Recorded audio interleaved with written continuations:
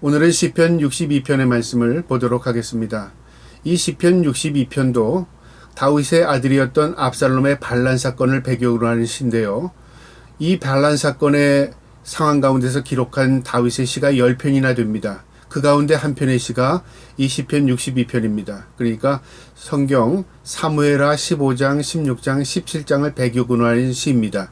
다윗은 절대절명의 위기 상황 가운데서도 그 신앙을 잃지 않고 늘 하나님을 찾고 고백하는 그 내용이 시편에 구구절절 배어 있는데, 오늘도 이 시편 62편을 통해서 그 다윗의 마음을 공유할 수 있는 저와 여러분 되기를 축복합니다. 이 시편 62편 1절에 다윗은 이렇게 고백합니다. 나의 영혼이 잠잠히 하나님만 바라며 나의 구원이 그에게서 나오는도다. 내가 어떠한 상황 가운데서도 잠잠히 하나님을 찾고 바란다는 겁니다. 그의 영혼이 하나님을 향하는 그 절대적인 마음이 구구절절 배어 있습니다. 그런데 여기서 주목해야 할 내용은요, 나의 영혼이 잠잠히 하나님만 바라며 하나님만 바라보겠다는 겁니다. 그러니까 세상은 요동치고 세상은 지금 자기를 위협하고 또 세상은 자기를 지금 해하려고 하지만, 그런 상황 가운데서도 세상이나 환경에 그가 관심을 쏟거나 그것으로 인하여 두려움에 휩싸이지 않고 그런 상황 가운데서도 하나님을 바라보겠다는 겁니다. 의지적인 마음이죠. 우리도 그렇습니다. 세상이 흉흉하고 세상이 어렵고 힘들 때에 우리의 초점이 하나님을 향하는 것을 흔들어 버립니다.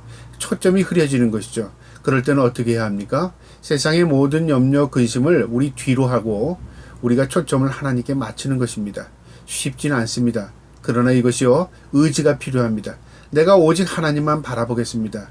그래서 우리가 시편을 읽으면서 시편의 저자의 마음을 공유하는 것입니다. 다윗도 지금 위기 상황 가운데서도 그 위기만을 바라보지 않고 하나님을 향하는 절대적인 그 신앙의 마음, 우리가 공유할 수 있기를 바랍니다. 나의 구원이 그에게서 나오는도다. 그의 구원, 그의 문제 해결이 바로 하나님께 있다, 그 말이죠. 세상의 어떤 문제든요, 하나님의 손에 붙들려야 문제가 해결됩니다. 세상의 어떤 절망도 하나님의 손에서 녹아지며 하나님의 손에서 해결받을 수 있는 것입니다. 다윗은 그 위기 가운데서도 하나님을 잊지 않고 오직 하나님께 이 문제 해결 방법이 있습니다. 그걸 알았다는 거죠. 그래서 이 비탄시를 다른 말로 말하면 지혜시라고 말합니다. 슬픔과 고통 가운데 참된 하나님에 향한 그 지혜를 발견할 수 있는 것입니다. 2절에요. 오직 그만이 나의 반석이시오 나의 구원이시오 나의 요새시니 내가 크게 흔들리지 아니하리로다. 하나님이 자신에게 있어서 반석과 구원과 요새가 된답니다. 반석은 자신을 침몰하지 않도록 받쳐주는 것입니다.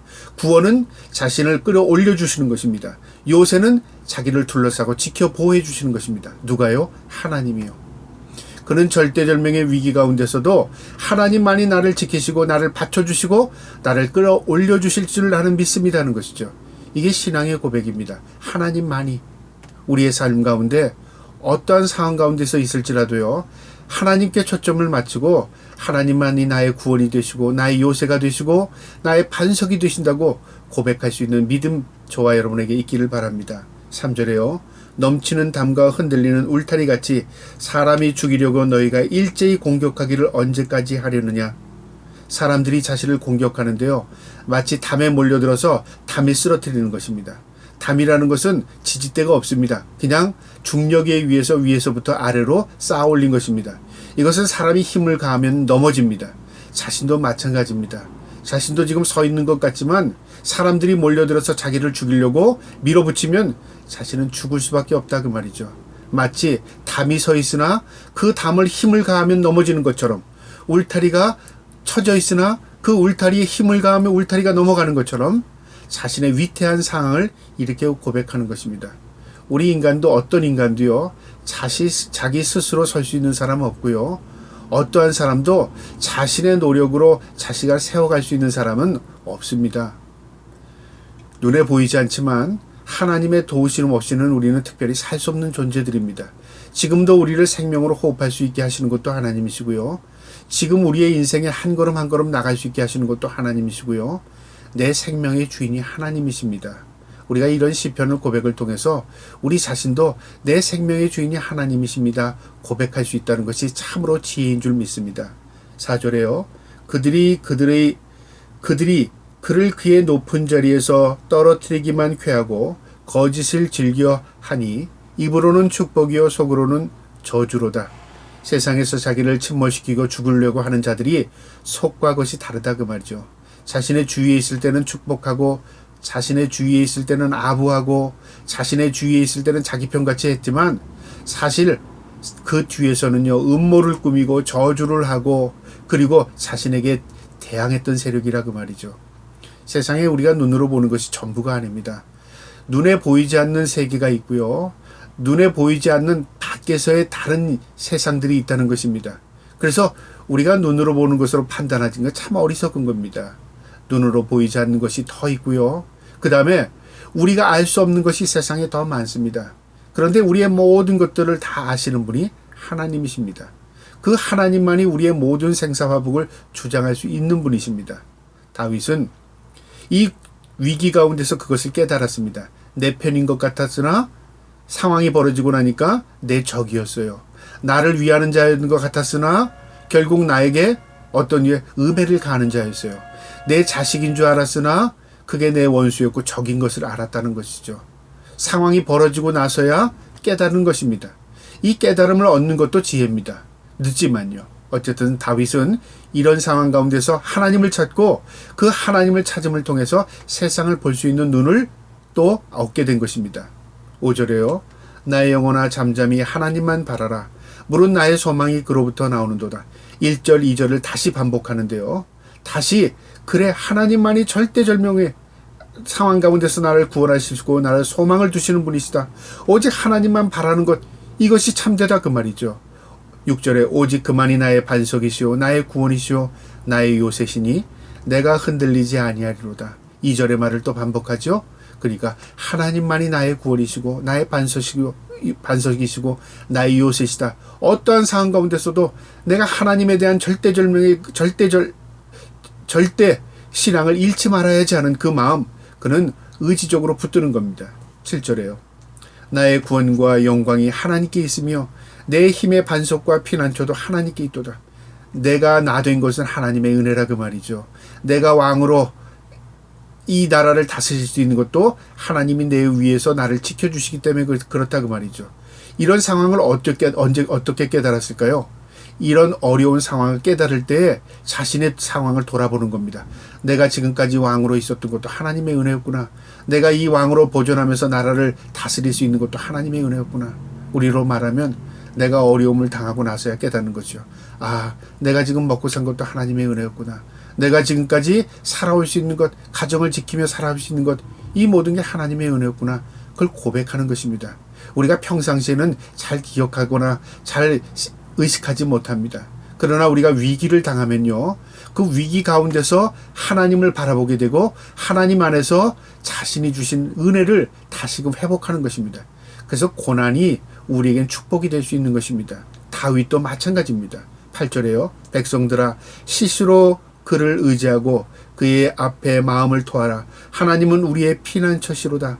여기에 백성들에게 자신의 교훈을 다시 전하고 있는데요. 시시로 그를 의지하랍니다. 여기 시시라는 말은 그냥 항상 말해. 늘. 그러니까 어려울 때만 의지해라. 힘들 때만 의지해라 그 말이 아니라 어떠한 상황이 오든지 우리가 항상 늘 하나님을 의지하고 살아라 그 말입니다. 그리고 그 앞에 마음을 토하랍니다. 이 토한다는 말은 안에 있는 걸 다 끄집어내라 그 말이죠. 마음을 비워라. 그리고 쏟아내라 그 말이죠. 우리가 하나님 앞에 토설한다는 말이 있지 않습니까? 우리가 기도가 그렇습니다. 우리의 마음에 있는 모든 것들을 하나님 앞에 다 쏟아내면요. 그 다음에 어떻게 해야 되죠? 하나님께서 그 문제를 하나님께서 쥐고 하나님의 방법대로 해결해 주시는 것입니다. 우리가 다 쓸어 담는 게 아닙니다. 우리가 문제를 해결하는 게 아닙니다. 우리 하나님께, 우리 아버지 되신 하나님께 내맡기고 우리의 마음을 토설하는 것입니다. 그게 기도입니다. 다윗은 이 위기 가운데 그는 하나님을 찾고 하나님께 기도했습니다. 그랬더니 어떻게 됐을까요? 이 문제가 하나님의 손에서 해결됩니다. 그것을 지금 경험한 이 다윗은 그의 백성들에게, 후손들에게 이걸 전하는 겁니다. 시시로 그만을 의지하라. 그에게 마음을 토하라. 하나님은 우리의 피난처시다. 그걸 말합니다. 9절에 아 슬프도다. 사람은 입김이며 인생도 속임수니 사람의 존재를 깨달았다는 것이죠. 늘 좋은 환경에서는 주위에 있는 사람들이, 나에게 잘해주는 사람들이 다 좋은 사람입니다. 늘 평안할 때는요, 내가 잘 대해주는 사람이 나의 편이라고 생각합니다. 그런데 상황이 뒤집어지고 힘들어지면 어떻게 되냐면요, 분명히 드러나게 됩니다. 나를 공격했던 사람, 나를 비방했던 사람, 나를 음해했던 사람이 드러나게 됩니다. 그러면서 뭘 깨닫게 되면 사람에 대한 신뢰가 무너지게 됩니다. 내가 그렇게 잘해줬는데, 내가 그렇게 믿었던 사람인데 저 사람이 나를 그럴 수 있어. 사람에 대한 실망을 갖게 되는 것이죠. 다윗도 그러지 않았겠습니까? 그래서 아 슬프도다. 무엇에 대한 슬픔입니까? 사람에 대한 신뢰가 무너짐을 통해서 슬퍼하는 겁니다. 사람은 입김이며 사람은 참으로 헛된 존재다 그 말이죠. 입김과 같은 존재라 그 말이죠. 잠깐 이랬다 저랬다는 마치 있는 것 같더라 없는 존재나 마찬가지다. 인생도 속임수랍니다. 인생에 대한 허무함을 이야기하는 거죠. 저울에 달면 그들은 입김보다 가벼우니라. 입김보다 가볍다는 게 뭔가 연기와 같은 존재들이라 그 말이죠. 눈에 보여서 실체가 있는 줄 알았는데 상황이 벌어지고 바람이 부니까 싹 없어지고 흩어집니다. 신기루와 같은 존재라. 참 허무하구나. 내가 의지하고 내가 사랑했고 내가 바랬던 그 사람들이 다 신기루와 같은 존재이구나. 그러니까 실체인 줄 알았는데 허상이었습니다. 반대로요, 하나님의 실체가 눈에 보이지 않고 허상인 줄 알았는데 상황을 통해서 하나님을 발견하게 됩니다. 그게 축복입니다. 10절에요. 포악을 의지하지 말며 탈취한 것으로 허망히 여기지 말며 재물이 늘어도 거기에 마음을 두지 말지어다. 이제 헛된 것을 깨달은 것입니다. 남을 해하고 남의 것을 빼앗고 헛된 것에 마음을 두고 살고 재물에 욕심을 부리고 살았는데 그게 다 헛된 것이었구나. 거기에 마음을 두지 말아야 되는 건데 자신의 경험이기도 한 것이죠. 그래서 그의 백성들 후대에게 이런 것에 헛된 것에 마음 두고 살지 마. 남을 해하거나 내가 남을 빼앗거나 그 다음에 헛된 것에 마음 들고 사는 것, 그 참 허망한 거다. 인생의 경험을 통해서 깨닫는 것이죠. 우리는 그것을 다 경험하기로는 너무 인생이 짧습니다. 그래서 무엇을 통해서 간접 경험할 수 있냐면 바로 하나님의 말씀, 이 성경을 통해서 우리가 이 성경에 나오는 인물들의 그 경험을 통해서 간접 경험하는 것입니다. 아, 나도 그럴 수 있구나. 나도 헛된 인생, 신기루와 같은 인생에 불과하구나. 그래서 우리가 의지할 대상은 하나님이구나. 그것을 발견하게 되는 것입니다. 이게 지혜인 것입니다. 12절에요. 주의 인자함은 주께 속하오니 주께서 각 사람을 행한 대로 갚으심이니이다. 하나님의 공의를 말하는 것입니다. 반드시 하나님은 세우시고 하나님은 허무시고 하나님은 공의를 세우시고 하나님은 사랑을 보여주시고 하나님은 심판하시는 분이시구나. 그것을 다윗 자신의 삶의 경험을 통해서 깨닫게 되는 것입니다. 우리의 인생은 과정에 있습니다. 아직 인생이 끝난 게 아닙니다. 아직 인생의 결과를 도출하기는 아직 이릅니다. 우리가 언제 인생에 대해서 이야기할 수 있냐면요, 죽은 이후에 하나님 앞에 섰을 때 우리가 인생을 이해할 수 있습니다. 아, 하나님의 은혜로 살았습니다. 감사합니다.